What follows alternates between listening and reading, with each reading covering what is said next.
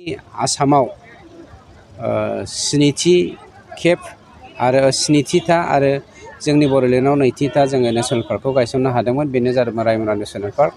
दिनै आसाम गभर्नमेन्टनि गिबि मन्थ्रि मानव गेदेर हिमन्त बिश्व शर्मानि आशीर्बाद आरो जोंनि मानव गेदेर चिफ प्रमद बर' बिथांनि नाजानायाव जोङो आरोबाव आसामाव 8थि आरो जोंनि बड'लेण्डआव 3थि नेसनेल पार्क मोननो थांदों। बेनो जादों सिकनाझार नेसनेल पार्क। बे सिकनाझार नेसनेल पार्कआ गासै मोनथाम रिजार्भ फरेस्टजों दाजाबदेरनाय। बे जादों चिरां रिजार्भ फरेस्ट, ओमफ्राय बेनिफ्राय मोनसे टाइगार रिजार्भ फरेस्ट आरो मोनसेया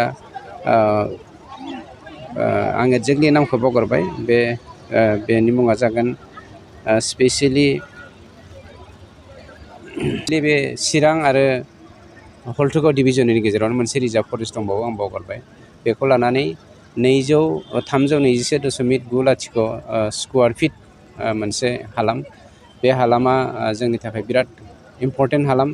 बे हालामखौ जोङो नेसनेल पार्कआव सरजाबनो हानायजों लोगोसे आसामजों लोगोसे जोंनि बड'लेण्डनि जोंनि जा इक'ल'जि, बे इक'ल'जिखौ जोङो बासायनो हानायनि मोनसे लामायाव फैनो हाबाय।